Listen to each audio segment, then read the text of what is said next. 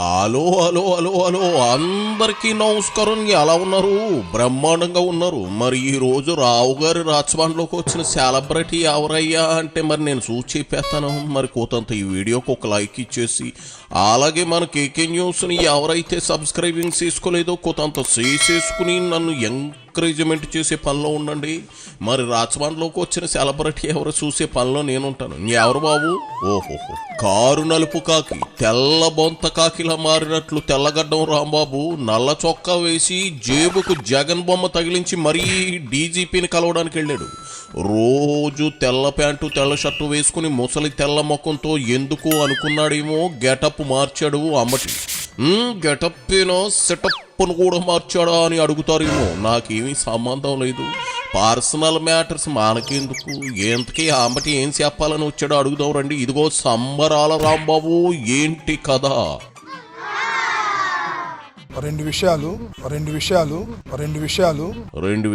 చెప్పడానికి వచ్చి 3 సార్లు అంటావింది అంబటి. నీ బాసులాగా ప్రతి పదాన్ని 2-3 సార్లు పలకడం అలవాటయిందా ఏటి రాంబాబా? సరే ఏంటో ఆ 2 విషయాలు చెప్పు. కొంప తీసి గెటప్ గురించి సెటప్ గురించి అయితే కాదు కదా? కాదులే, అవన్నీ నువ్వు అర్ధరాత్రి ఫోన్లో మాట్లాడతావు కానీ ఇట్లా ప్రెస్ మీట్ ఇట్టి మరి ఎందుకు మాకు చెప్తావు చెప్పు. అయినా నీ పర్సనల్స్ నాకెందుకులే, ఆ 2 ఏంటో చెప్పు. ఒకటి, మందా సాల్మన్ పిన్నెల గ్రామానికి చెందినటువంటి వ్యక్తి ఎన్నికల తరువాత తెలుగుదేశం పార్టీ అధికారంలోకి వచ్చింది. ఆ ఊర్లోకి వెళితే పోలీసుల సహాయంతో తెలుగుదేశం వాళ్ళు చంపేస్తారని భయపడి ఊరు బయట బ్రతుకుతున్న సాల్మన్ భార్యకు సుస్థి చేయడంతో అనివార్యంగా ఊళ్ళోకి రావాల్సి వచ్చింది. ఆయన ఊహించినట్టుగానే ఆయన్ని కొట్టి అతి దారుణంగా చంపారు. దీనిలో పోలీసులు ముద్దాయిలకు సహకరించినటువంటి పరిస్థితి కనిపిస్తూ ఉన్నది. ఎందుకంటే 10వ తారీఖున ఆయన మీద దాడి జరిగితే అదే రోజున ఆయన తమ్ముడు సోదరుడు ఫోన్ చేసి చెప్తే పోలీసు రియాక్ట్ కాలేదు. 11వ తారీఖున భార్య వెళ్ళి కంప్లైంట్ ఇచ్చినా రిజిస్టర్ చేయలేదు. వాళ్ళు అంటావే కుటుంబ కక్షలు అంట కదా అని అంబటి. ఎందుకు అలాంటి వాటిని కూడా రాజకీయాల్లోకి లాగుతున్నారు? కొంపదీసి శవం కోసం జగన్ రెడ్డి వెతుకుతున్నాడా ఏంటి? అది లేకపోతే తప్ప బయటకు రానంటున్నాడా? పోలీసులకు పద్ధతి ఉంటుంది. నువ్వు వచ్చి ఎఫ్ఐఆర్ కట్టమంటే కట్టేయడానికి అదేం బొమ్మలాట కాదు. పోలీస్ వ్యవస్థనే ప్రశ్నించే స్థాయికి చేరావంటే నీ వీపు సోపయ్యే రోజు చాలా దగ్గరలో ఉందనిపిస్తా ఉందయ్యా అంబటే. ఇదిగో ఏంటి నీ ఫ్యూచర్ నా కాళ్ళ ముందు కనిపించేస్తుంది. అది సరే, ఎంతకీ పోలీసులు కేసు రిజిస్టర్ చేశారా లేదా ముందు అది చెప్పు. 12వ తారీఖున గవర్నమెంట్ హాస్పిటల్లో చేరిన తర్వాత కోమాలో ఉన్నాడని సర్టిఫికెట్ తీసుకుని దాని ద్వారా కంప్లైంట్ ఇస్తే 12వ తారీఖున రిజిస్టర్ చేశారు. చేయలేదని నువ్వే అంటావు, చేశారని నువ్వే అంటావు. గాడికో మాట మార్చడం ఏమైనా బాగుందా రాంబాబా? రిజిస్టర్ చేశారు కదా, మరి ఏంటి నీ అభ్యంతరం? ముందు ఆ మొక్క చెప్పు. కోమాలో ఉన్న పేషెంట్ అని డాక్టర్ సర్టిఫికెట్ చేసిన దాన్ని కూడా చూసుకొని 324 చేశారు. చూశారు కదా చిత్రం ఏంటో? ఖచ్చితంగా అటెంప్ట్ మర్డర్ చేయాల్సింది 324 చేశారు. దానికన్నా ముందు ఏం చేశారో తెలుసా? పోలీసులు సాల్మన్ మీద కేసు పెట్టారు, సాల్మనే కొట్టాడని. ఇలా పోలీసులు ఈ వైఖరి వల్ల అక్కడ అన్యాయంగా సాల్మన్ మరణించాడు. అయ్యో, కోమాలో ఉన్న వ్యక్తి చనిపోయాడా? మరి మీరు ఆయన కుటుంబానికి ఏమైనా సాయం చేశారా? పార్టీ నుంచి ఫండ్ ఏదైనా ఇచ్చారా లేదా? ఊరికే రాజకీయ విమర్శలు కాదంబట్టి అతను నిజం పార్టీ కార్యకర్తేనా? అసలు నిజంగా పార్టీ కార్యకర్త అయితే ముందు వారికి డబ్బులు సాయం చేయండి, తర్వాత రాజకీయాలు మాట్లాడొచ్చు. కానీ నాకు తెలిసినంత వరకు ఇది రాజకీయ హత్య కాదు, కుటుంబ కలహాల వల్ల జరిగింది అని విన్నాను.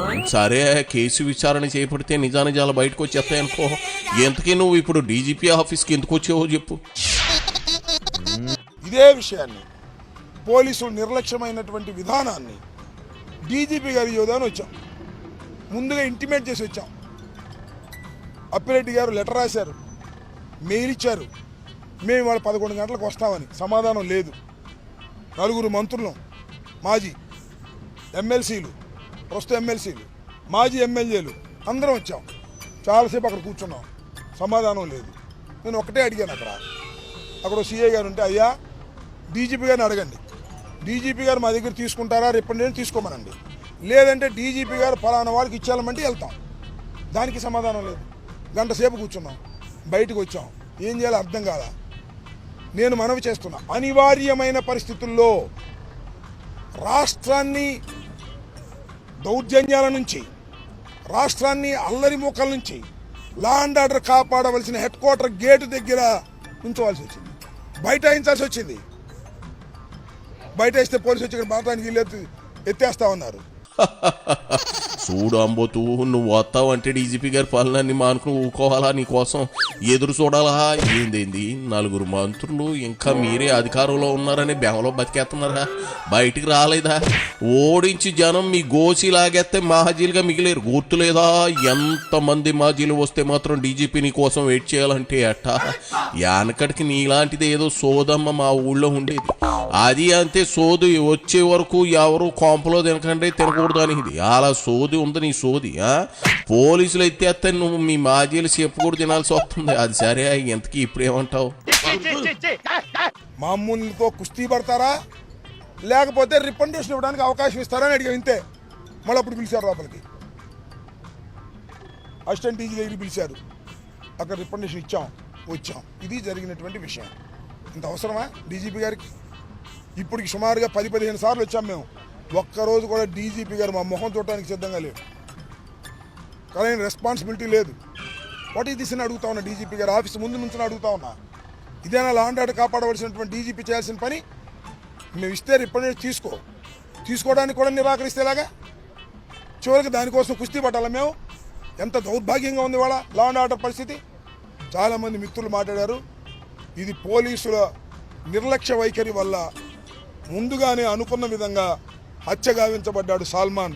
దీనిలో పోలీసుల బాధ్యత కూడా ఉంది. పోలీసు ఎంక్వైరీ జరిగితే అంత అన్యాయం జరిగింది, కేసు ఎన్కౌంటర్ పెట్టారు. దీని మీద ఉన్నత విచారణ జరగాల్సిన అవసరం ఉంది. దాన్ని మేము డిమాండ్ చేస్తున్నాం, లేకపోతే న్యాయస్థానాన్ని ఆశ్రయిస్తాం. నల్ల కోటు వేసుకుని కోర్టులో ఊకుంటే 4 రూపాయలు ఏమైనా వస్తాయేమో అమ్మటే ఆ పని చెయ్యి. ఆయన కోర్టులకి వెళ్ళే అలవాటు ఉన్నప్పుడు పోలీసుల దగ్గరికి ఎందుకు రావడం, కుస్తీలు పట్టడం? ఆయన నీ కోసం డీజీపీ ఎందుకు ఎదురు చూస్తారు చెప్పు. నేను మార్చి చెప్పనా, ఫిల్మెంట్ రాలిపోయిన బల్బుని జనంతో పీకేయించుకున్న మాజీలను ఎవరు దేకరు. నిన్ను నీ సుకన్యం తప్ప ఎవరు కనీసం కన్నెత్తి కూడా చూడరు. నీ ట్రాక్ రికార్డ్ అంత వరస్ట్గా ఉంది. వెళ్ళి కోర్టులో తేల్చుకో. ఇక్కడ ఆర్సి ప్రయోజనం లేదు. ఏళ్ళు అంబటి ఏళ్ళు ఏళ్ళమంటే నీకు కాదు, ఈసుకెంచుకోపోవాయా.